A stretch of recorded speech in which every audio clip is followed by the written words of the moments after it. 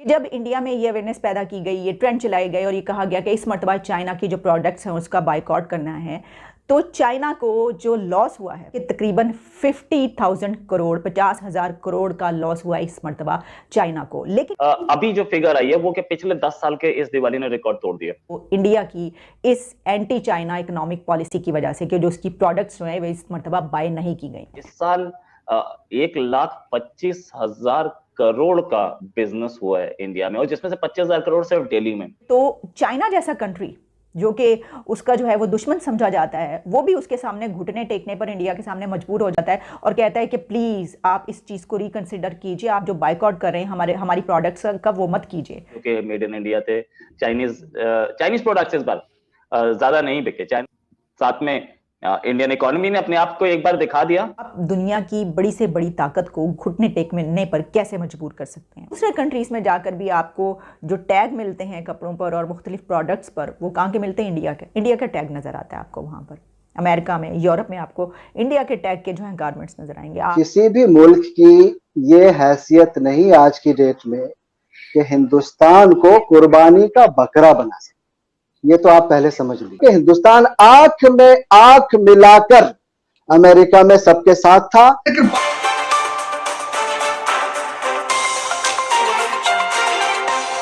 Actually ये report Nations को, countries को ये बताती है कि अगर आप इकोनॉमिकली स्ट्रॉन्ग हैं और आपके पास ट्रेड टूल्स मौजूद हैं तो आप दुनिया की बड़ी से बड़ी ताकत को घुटने टेकने पर कैसे मजबूर कर सकते हैं।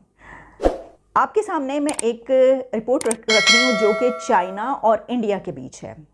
इसकी वजह यह है कि कहा यह जा रहा है कि चाइना ने इंडिया से रिक्वेस्ट ये की है कि वो अपनी जो ट्रेड पॉलिसी है उसको रिकंसिडर करे।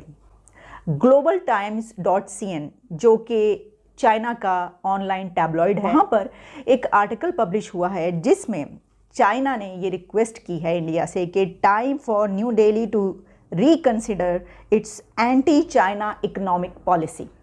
ये बात चाइना ने क्यों कही, मैं आपको बता देती हूँ कि इसके पीछे क्या डिटेल्स हैं।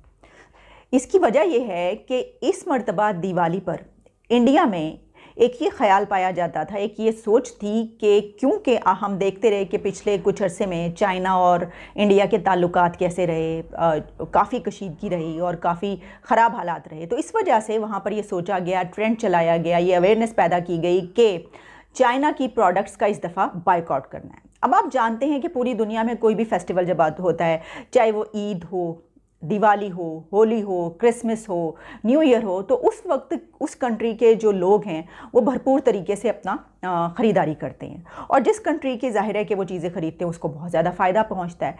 अब इंडिया के पास एक स्ट्रेंथ जिस पर बड़ी तनकीद की जाती है, पाकिस्तान की तरफ से बड़ा क्रिटिसाइज़ किया जाता है कि देखिए इंडिया की जो पॉपुलेशन है वो कितनी ज़्यादा है, इस वजह से पॉवर्टी भी है वगैरह वगैरह। आप ये सोचिए कि इंडिया की इतनी बड़ी पॉपुलेशन जो अरबों में है, उसकी वजह से वो पॉपुलेशन, उसकी स्ट्रेंथ भी किस तरह है। वो इस तरह है कि जब इंडिया में ये अवेयरनेस पैदा की गई, ये ट्रेंड चलाए गए और ये कहा गया कि इस मर्तबा चाइना की जो प्रोडक्ट्स हैं उसका बाइकआउट करना है, तो चाइना को जो लॉस हुआ है उसकी जो रिपोर्ट्स हैं वो ये कहा जा रहा है कि इंटरनेशनल मीडिया जो कोट कर रहा है वो ये कहा जा रहा है कि तकरीबन 50,000 करोड़ 50,000 करोड़ का लॉस हुआ इस मर्तबा चाइना को। लेकिन मुख्तलिफ जगहों पर मुख्तलिफ फिगर्स हैं। कहीं पर यह भी लिखा गया है कि 7 to 8 बिलियन डॉलर्स जो है वो लॉस हुआ है चाइना को इंडिया की इस एंटी चाइना इकोनॉमिक पॉलिसी की वजह से कि जो उसकी प्रोडक्ट्स हैं वे इस मर्तबा बाय नहीं की गई। अगर हम पाकिस्तान को लें तो पाकिस्तान को इसको इस तरह देखना चाहिए कि क्या हम इससे कोई फ़ायदा हासिल कर सकते हैं। ये चीज़ हमें कुछ सोचने पर मजबूर करती है। मसलन अगर हम ये देखें कि जो इंडिया और चाइना के बीच एक्सपोर्ट इंपोर्ट है वो क्या है। India's biggest exports to China are cotton, और दूसरी भी हैं बहुत सारी चीज़ें, लेकिन कॉटन मैंने इसलिए कहा कि पाकिस्तान भी ये समझता है कि पाकिस्तान तो कॉटन में मालामाल है, बहुत अच्छी कॉटन पैदा होती है पाकिस्तान में, लेकिन हम कॉटन को अपनी दूसरों के लिए अपनी वीकनेस नहीं बना सके ना। यानी दूसरे जो है वो हमसे कॉटन इंपोर्ट करें और वो हम पे डिपेंड करें, हम अपने आप को वहाँ तक नहीं पहुँचा सके, वहाँ पर नहीं ले जा सके। क्यों ऐसा है? अच्छा, ले दे कि हमारे पास एक ही चीज़ रह जाती है और वो है स्पोर्ट्स का सामान। कि जी जो फुटबॉल वर्ल्ड कप होता है वहाँ पर देखिए पाकिस्तान का फुटबॉल जाता है, कितनी अच्छी किस्म का, हम कितने ज़बरदस्त किस्म के फुटबॉल बनाते हैं कि वहाँ पर वर्ल्ड कप वाले जो है वो हमसे लेते हैं और वो इसको यूज़ करते हैं। मेरा ख्याल ये है कि ठीक है, ये बहुत अच्छी बात है, लेकिन इसको अब इसी एक बात को रगेदते हुए बहुत अरसा गुजर गया है, बहुत अरसा। हमें निकल कर बहुत ऊपर चले जाना चाहिए था और इसको भी बढ़ा के बहुत ऊपर लेकर जाना चाहिए था। लेकिन हमने देखा कि बीच में 1-2 साल ऐसे भी हुए कि कुछ वजूहात की बिना पर उन्होंने हमसे नहीं लिया, किसी और कंट्री से जो है वो फुटबॉल लेकर जो है वो इस्तेमाल किए। और दूसरी तरफ आप इंडिया को देखिए कि जो इतनी बड़ी पॉपुलेशन रखता है, इसके बावजूद उसकी वहाँ पर जब ट्रेड होती है तो चाइना जैसा कंट्री जो कि उसका जो है वो दुश्मन समझा जाता है, वो भी उसके सामने घुटने टेकने पर इंडिया के सामने मजबूर हो जाता है और कहता है कि प्लीज़ आप इस चीज़ को रिकंसिडर कीजिए, आप जो बाइकआउट कर रहे हैं हमारी प्रोडक्ट्स का, वो मत कीजिए। तो ये एक बहुत ही अहम पहलू है मेरा ख्याल है कि दुनिया में कंट्रीज़ जो हैं वो इसी तरीके से तरक्की करते हैं। लेकिन मसला ये है कि ये देखेगा कौन? मसलन अगर जब हम पाकिस्तान की मिसाल लेते हैं तो पाकिस्तान को ये कौन बताएगा? यही जो हमारी हुकूमतें वही देखती हैं ना, उन्हीं के काम होते हैं कि वो देखें कि दूसरे लोग किस तरीके से आगे बढ़ रहे हैं। अब चाइना असल में तो पाकिस्तान का दोस्त है, यही कहा जाता है ना कि पाकिस्तान का तो शहद से मीठी और पहाड़ों से ऊंची, समंदरों से गहरी दोस्ती तो पाकिस्तान की है।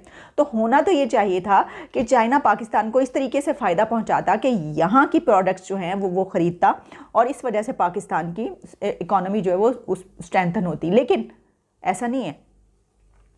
इसकी वजह यह है कि दुनिया इस तरह नहीं चलती। वो ये नहीं देखती कि दूसरों को फ़ायदा किस तरह होगा, वो ये देखती है कि हमारे लिए क्या, हमें किस तरीके से बेनिफिट होगा इस चीज़ का। मैं आपको एक और बात बताऊं, जब आप दुनिया में कहीं पर जाते हैं, सफ़र करते हैं, कहीं पर भी आप रह रहे हो, यूरोप हो, अमेरिका हो, यूके हो, कहीं पर जब आप ख़ास तौर पर गारमेंट्स ख़रीदने जाते हैं तो वहाँ पर उन कंट्रीज़ में आपको कुछ ब्रांड्स मिलते हैं। पहले तो आपको अगर अमेरिका में अमेरिकन ब्रांड मिलेगा या यूरोपियन ब्रांड्स मिलेंगे, लेकिन उसके बाद इनके बाद जो ब्रांड्स आप देखते हैं कि कुछ ऐसे ब्रांड्स हमें मिल जाएं जो कि थोड़ी सी चीप प्राइस पर हों, या ये कि उनकी प्राइस इनसे कम हो। और हर कंट्री की बड़ी पॉपुलेशन ये ज़रूर देखती है।